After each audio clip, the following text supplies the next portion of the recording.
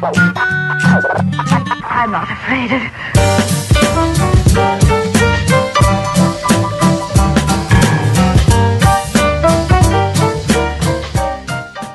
Eh bien, salut à tous, c'est Yoni. On se retrouve aujourd'hui pour une vidéo dans laquelle on va parler de l'affect et de la raison. Et plus spécifiquement, de l'impact qu'a l'affect sur la raison et sur nos décisions et sur nos points de vue sur de nombreuses choses. Alors tout d'abord, donc du coup, on va essayer de voir un petit peu aussi comment se détacher de l'affect et on va voir dans quel cas il a quand même son importance et pourquoi l'affect est aussi important que la raison, mais voilà, on va voir là où il a un impact négatif en fait. Donc d'abord, je vais vous donner ce que je définis par affect et par raison.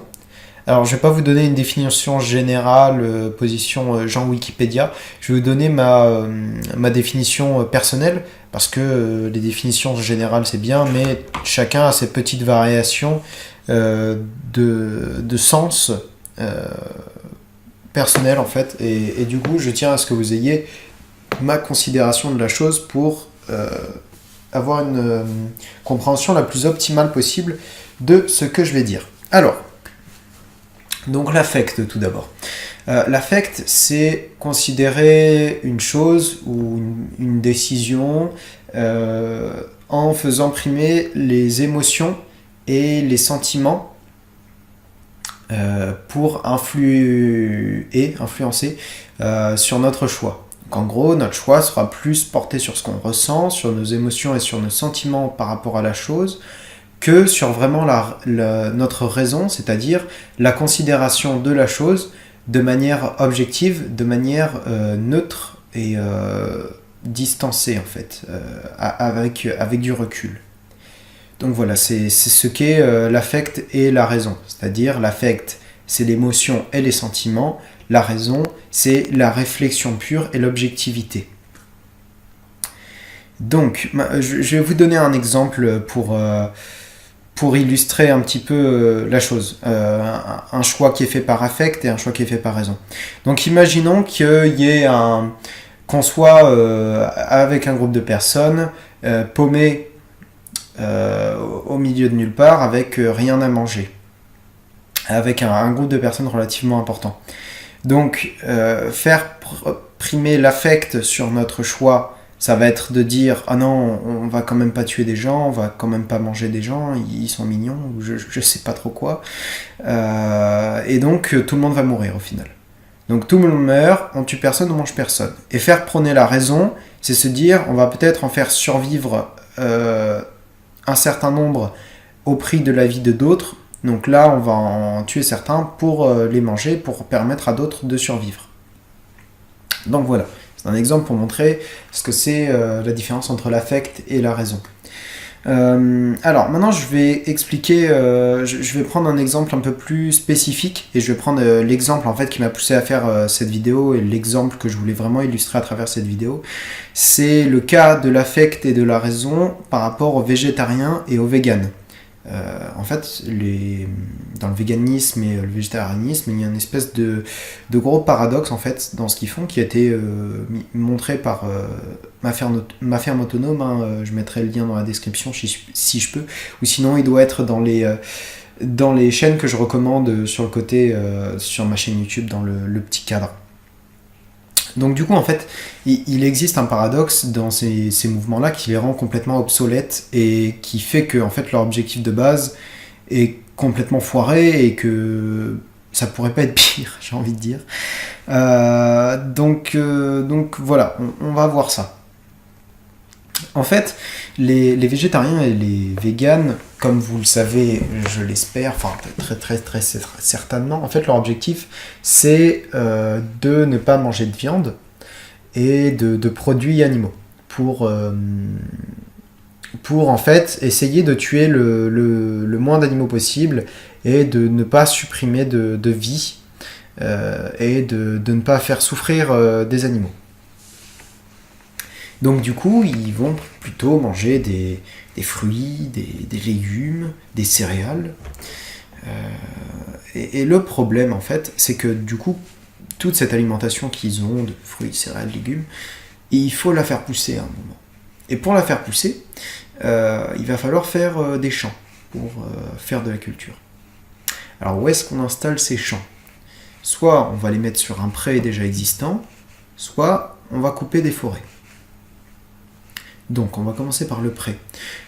Dans les prés, alors un pré et un champ c'est pas la même chose. Hein. Un champ c'est quand il y a une culture dessus, et un pré c'est quand il n'y a pas de culture ou qu'il y a juste de l'élevage. Donc un champ, il y a une grande biodiversité dans un champ. Déjà, il y a tous les petits rongeurs, il y a des taupes, des musaraignes, des campagnols, il y a plein de petits animaux qui vivent dans les prés, en particulier les animaux qui creusent des galeries. Et sur ces petits animaux vivent d'autres animaux comme les oiseaux de proie, les renards, toutes sortes d'animaux comme ça, les oiseaux de proie de nuit. Enfin bref, il y a tout un écosystème en fait qui se développe autour de la vie qui existe dans les prés. Donc si on enlève tout ça pour faire un champ à la place, tous ces animaux, soit certains vont réussir à partir, soit, ce qui est la majorité des cas, ils vont mourir, hein, tout simplement.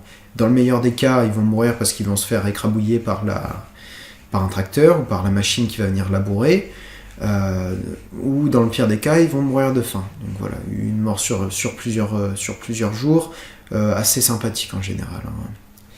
Et après, on parle de ne pas faire souffrir les animaux. Mais bon, bref. Donc du coup, là, on a vu le champ, maintenant la forêt. Bon, là, la forêt, je vais pas vous faire un schéma. Hein, couper une forêt et mettre à la place un champ, bon, c'est le pire qu'on puisse faire.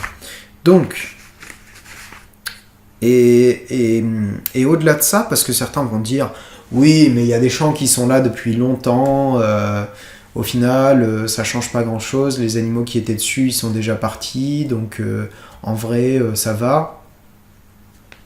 Bon, alors déjà, c'est relativement pas très vrai, parce que de base, la population mondiale va en grandissant, et donc les besoins alimentaires grandissent. Et si on reste sur la même surface cultivable, forcément au bout d'un moment ça va bloquer.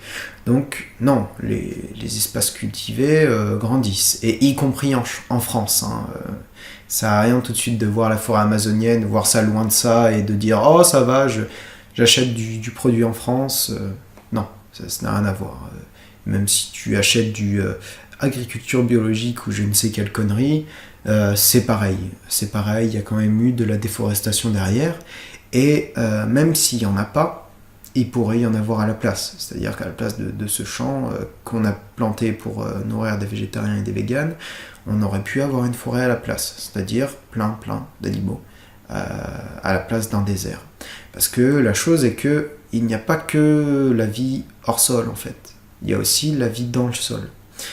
Dans un pré par exemple, il y a des millions et des millions de vers de terre, des millions et des millions d'insectes qui peuplent le sol et qui sont la base de la chaîne alimentaire, de tout ce qui se développe dans le pré et dans éventuellement les forêts autour, etc.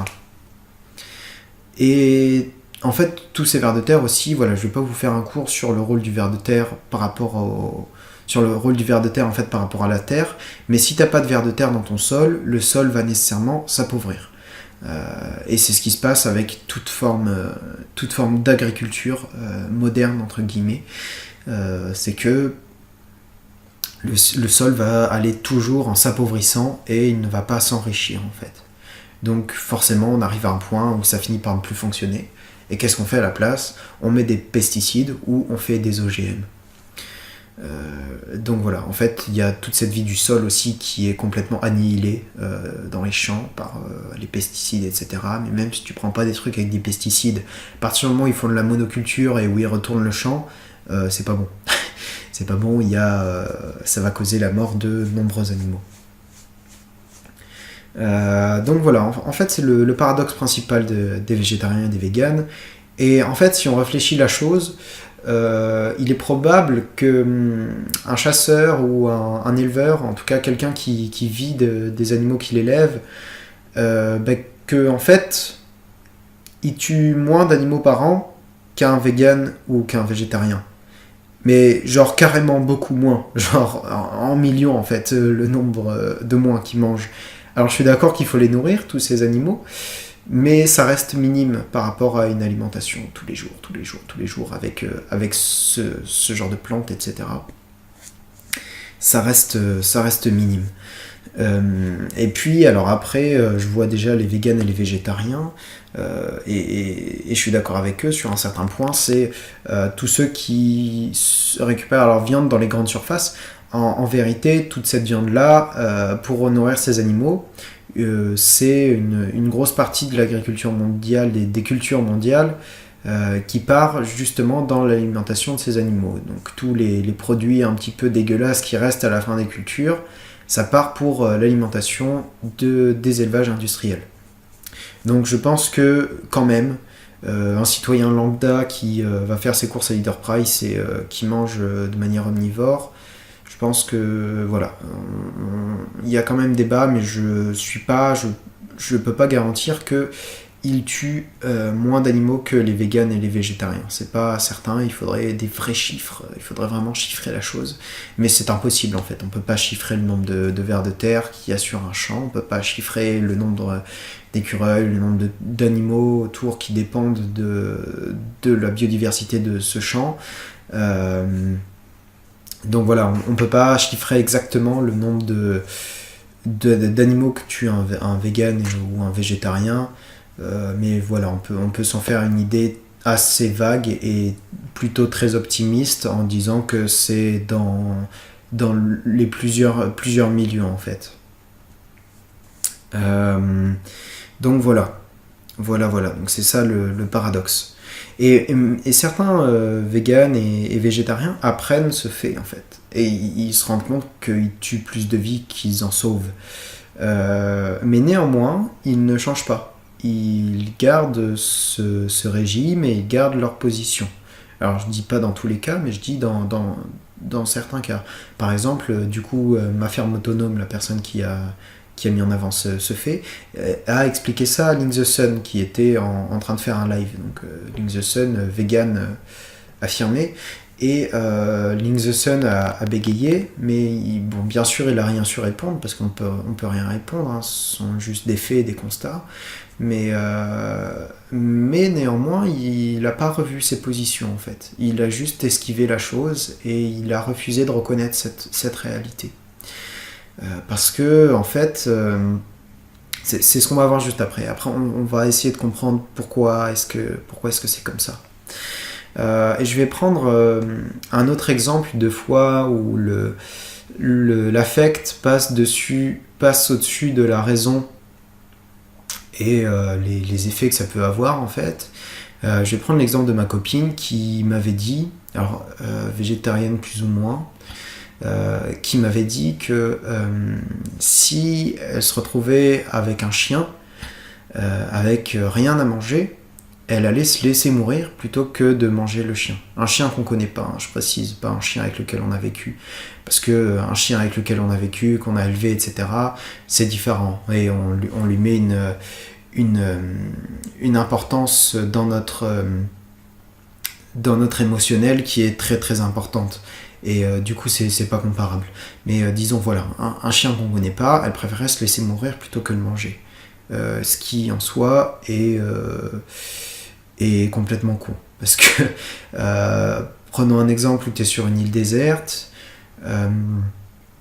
si tu te laisses mourir et que, que tu ne manges pas le chien, le seul animal qu'il y a sur cette île, lui, par contre, il va te manger et il va probablement mourir après toi, en fait. Il va mourir juste après. Donc, au final, t'as fait ça pour rien, c'est con. Et puis, accessoirement, t'es mort. Donc, voilà. C'est un peu... Et puis, en fait, ce constat-là, donc là, voilà, c'est vraiment faire passer l'affect avant la raison. C'est vraiment le côté, oh, mais le chien, il est si mignon, on va quand même pas le tuer.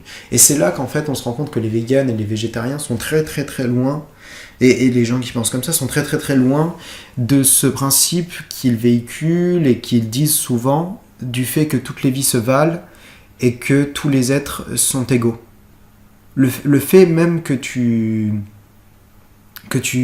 reconnaisses ça et que dans un cas comme ça, tu sois pas capable justement de choisir de tuer cet animal, c'est que tu n'as pas compris. Parce que justement, tu te fais niquer par l'affect et pas par la raison qui dit tous les êtres sont égaux, et donc une vie est une vie. Et pourtant, tu écrases bien tes moustiques pendant tout l'été, mais à côté de ça, un chien, oh, mais il est tellement mignon, on va quand même pas tuer un chien. Et à côté de ça, voilà, si la seule chose à manger, ça avait été, je sais pas, un insecte comestible, quoique là, voilà, on a aussi l'infect de baltringuisme en mode ah non, on va quand même pas manger un insecte, c'est trop dégoûtant. Mais voilà, si le truc avait pas du tout été mignon, que le truc avait été très loin de l'homme, par exemple, dans certains cas, quelqu'un va plus facilement tuer un oiseau qu'un oiseau qu'il connaît pas, qu'un chien, parce que oh, les chiens, c'est tellement mignon. Voilà, donc c'est ça, faire passer l'affect au-dessus de la raison, c'est-à-dire payer sa vie, l'incapacité à prendre du recul sur les vies de chaque chose et sur l'importance de chaque vie et sur l'égalité des vies de chaque animal, de chaque être de la faune et de la flore. Et du coup, l'exemple que je viens de donner, penser comme ça, c'est nier le principe même de nature. Et c'est nier l'instinct de survie. C'est-à-dire refuser sa part animale, entre guillemets. C'est-à-dire sa part naturelle. Et le pire, c'est que tout ça, c'est en se prenant pour proche de la nature par cet acte-là. C'est-à-dire par le fait que, oh non, je vais pas tuer cet animal, il est si mignon. Ben, on se dit, la personne se dit, oh mais je suis tellement proche de la nature et des animaux, oh, je les protège, je les aime tellement. Mais non, t'es à l'opposé justement pas à l'opposé, mais t'es loin du concept de nature et tu le refuses en fait. Donc non, t'es pas du tout proche de la nature, t'es proche justement d'un principe, mais purement humain et purement avancé par l'homme et en particulier par l'homme moderne, parce que voilà, les végétariens, à part quelques cas chez les Grecs, les petits rigolos qui nous font des cas comme ça, d'ailleurs ils sont morts, hein, ceux qui avaient essayé, mais à part quelques cas chez les Grecs antiques, hein, qui étaient d'ailleurs une civilisation complètement dégénérée, qui eux aussi avaient complètement perdu, les aristocrates avaient complètement perdu le contact à l'animal, le contact à la vie en fait, et le poids qu'a une vie. Eh bien, à part ça, il y avait personne qui a tenté le végétarianisme ou le véganisme, ou qui a eu ce genre de pensée très étrange d'un point de vue évolutif et d'un point de vue animal et naturel. Voilà, à part les Grecs qui étaient dans un cas similaire au nôtre où le petit aristocrate il avait jamais tué un animal et il se contentait de recevoir la nourriture du paysan, tout comme c'est maintenant. Sauf que maintenant la bourgeoisie c'est généralisé, hein. Le cas de l'aristocratie antique c'est généralisé, mais antique j'entends grecque et romaine, hein, bien sûr, c'est généralisé, mais voilà. Donc voilà, c'est un non-sens complet d'avancer ça et de se dire proche de la nature justement en avançant ce genre de choses. Bon, c'est ridicule, c'est une absence de compréhension totale du principe de nature et du principe de nature humaine.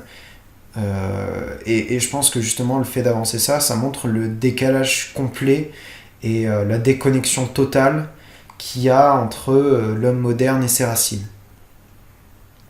Bon, alors maintenant on va élargir un petit peu la question. Voilà, donc on va essayer d'élargir et d'en tirer et de voir l'enseignement qu'on peut tirer des constats et des exemples qu'on a vus précédemment. Donc selon moi, ce qu'on peut en soutirer, ce qu'on peut en comprendre et qui peut être très utile dans notre perception des rapports sociaux, c'est qu'en fait il est impossible de changer quelqu'un sur quelque chose qui fait une part importante de sa vie de manière instantanée. Donc, c'est-à-dire, tu peux pas changer quelqu'un sur quelque chose qu'il pense profondément, sur lequel il s'est vraiment ancré, sur lequel il a vraiment ancré son mode de vie, par exemple les végétariens qu'on a vu juste avant, on ne peut pas changer ça instantanément. Même si on a un argument d'excellente qualité, même avec le meilleur argument du monde, on ne peut pas changer ça d'un coup chez quelqu'un. Parce que justement, la part d'affect qu'ils attribuent à cette chose est trop importante. Et ils y sont trop attachés en fait. Et du coup, ils refusent d'entendre cet argument, ils refusent de la remettre en question simplement par sécurité psychologique. Parce que ils ont trop de principes, trop de pensées qui trouvent leur source dans justement cette chose qu'on essaie de contrecarrer par un argument. Donc souvent, on a cette tendance à constater que quelqu'un se trompe, mais genre vraiment sur quelque chose. Qu'il a un point de vue ou une habitude sur quelque chose autour duquel il a créé tout un mode de pensée, mais que cette chose est fondamentalement fausse ou biaisée, comme par exemple le féminisme moderne. Eh bien, vous pouvez donner tous les arguments de qualité que vous voulez, vous ne lui ferez pas changer d'avis instantanément. C'est impossible. Et ça sert à rien, justement, d'envoyer tous ces arguments comme ça, parce qu'on va amener à une sorte de blocage et à une sorte de renfermement sur cet affect pour essayer de le protéger à tout prix. Donc, la personne va arrêter de vous écouter, en fait. Elle va se bloquer pour essayer de protéger son affect parce que c'est devenu une part trop importante émotionnellement et sentimentalement pour cette personne, et le perdre d'un coup, ça ferait un gros vide soudain et il n'y aurait rien pour le remplacer. Du coup, voilà, essayer de convaincre ou de persuader quelqu'un comme ça sur quelque chose sur lequel vous estimez qu'il a tort, ce n'est pas une très bonne idée. En tout cas sur quelque chose qui fonde son mode de vie important. Et c'est pour ça que souvent une argumentation agressive ne va mener à rien. Parce que du coup, en fait, par réflexe, l'autre va se mettre sur la défensive et il va protéger sa pensée, il va protéger son affect pour essayer d'en ressortir le plus indemne possible, en particulier s'il sent qu'il a tort.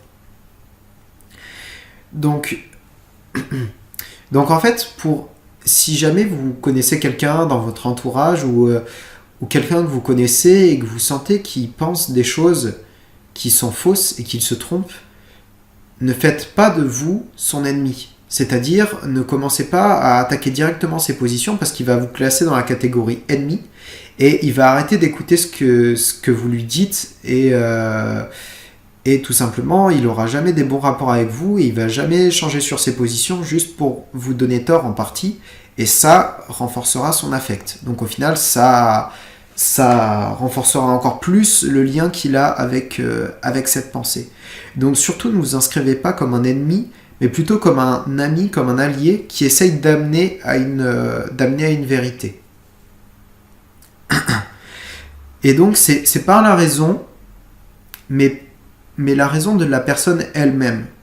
C'est-à-dire, il faut lui montrer des choses, des exemples, faire avancer le discours petit à petit, pour l'amener, non pas lui tenir la main dans sa réflexion, mais lui donner les éléments qui vont lui permettre lui-même d'avoir une réflexion, lui ou elle-même de passer par la raison, en fait, de passer sa pensée par la case raison pour essayer d'en sortir quelque chose de nouveau, quelque chose de mieux qui aura été modifié, amélioré en utilisant les arguments que vous lui aurez donnés, les éléments que vous lui aurez donnés pour améliorer sa réflexion autour de la chose. Et comme ça, vous lui permettrez de progresser et vous-même de progresser tout en gardant des relations qui sont bénéfiques dans les deux sens.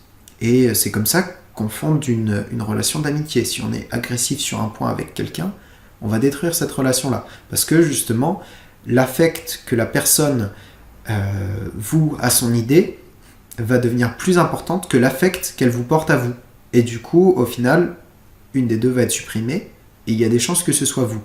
Donc c'est pour ça qu'il faut amener la chose doucement, si on veut aider quelqu'un. Et ça ne sert à rien d'essayer de persuader les gens. Et si quelqu'un pense différemment de vous, c'est pas très grave. Et au final, vous pouvez en tirer quelque chose. Et soyez patient. Si voilà, quelqu'un dit des conneries et que vous sentez qu'il dit de la merde, soyez patient, laissez-le mûrir la chose et la réfléchir en lui amenant des pistes de réflexion par-ci par-là, sans lui bourrer le crâne avec des faits, etc. d'un coup. Amener la chose petit à petit, et pour lui permettre justement peut-être de l'amener peu à peu à une vérité qu'il ne pouvait pas s'avouer, par justement sécurité affective. Et alors on va conclure avec un dernier enseignement que je pense qu'on peut tirer de tous ces éléments. Et je pense qu'en fait, dans notre façon de penser et dans notre façon de concevoir nos idées, on traverse les différentes étapes du deuil qui ont été définies, je ne sais plus trop par qui, je ne sais plus trop quand, mais j'essaierai de vous les mettre juste ici. En fait, on traverse les différentes étapes du deuil dans plein de choses dans notre vie. Et notamment dans les idées et dans les choses qu'on pense. Et plus on s'est accroché à une idée, plus on s'est accroché à une idéologie, plus ces étapes du deuil seront longues lorsque on viendra à la quitter, lorsque la raison reprendra le dessus sur la chose, en espérant qu'un jour elle réussisse à reprendre le dessus sur la chose. Parce qu'il y a des gens qui vivent dans leurs propres mensonges toute leur vie, et qui jamais, justement, et qui vivent dans une idée qui n'a pour elle que l'affect et pas la raison tout au cours de leur vie. Parce que justement, ils n'arrivent pas à se détacher de ça. Et plus le grip sur l'affect aura été important, plus les étapes du deuil seront longues et difficiles pour abandonner cette idée. Mais je pense que constamment, tous les jours, tout le temps, on traverse ces étapes par rapport à plein de choses, par rapport à plein d'idées, des choses qu'on pensait vraies, etc. Et ces différentes étapes, c'est produit de réflexion, c'est produit de l'esprit. Je pense que c'est des mécanismes qui sont très importants pour l'évolution intellectuelle. C'est-à-dire, plus on va considérer... je veux dire, toutes ces étapes du deuil, je pense qui passent dans les choses, je pense que c'est un mécanisme très important pour l'évolution intellectuelle, parce que ça nous amène justement à la remise en question et à l'évolution d'une idée. Et au final, plus on considère les idées avec raison, moins on y met une part d'affection importante, et plus il sera aisé pour nous de progresser, d'évoluer dans notre façon de considérer le monde, et plus notre raison sera libre de produire ce qui lui plaît pour faire grandir l'esprit. Donc voilà, j'espère que cette vidéo sur la raison et l'affect vous aura plu. J'espère que si vous êtes vegan ou végétarien, vous n'allez pas être trop trigger et que vous n'allez pas justement vous renfermer sur votre affect autour de ce que j'ai dit. Ce qui m'arrangerait parce qu'au final, ça viendrait juste illustrer en fait ce que j'ai dit juste avant. Donc voilà, si vous êtes un vegan ou un végétarien et que vous l'avez mal pris, n'hésitez surtout pas à rager dans les commentaires pour me donner raison. Ce serait une super expérience à taille réelle. Ou mettez un dislike si vous êtes timide ou que vous avez peur de me donner trop raison et que ça vous énerve. Voilà, mettez un petit dislike juste pour me donner raison. Je vous en serai reconnaissant. Sur ce, je vous remercie d'avoir regardé cette vidéo. J'espère que vous l'avez appréciée et je vous dis à bientôt pour de nouvelles vidéos. Portez-vous bien, bande de cochons.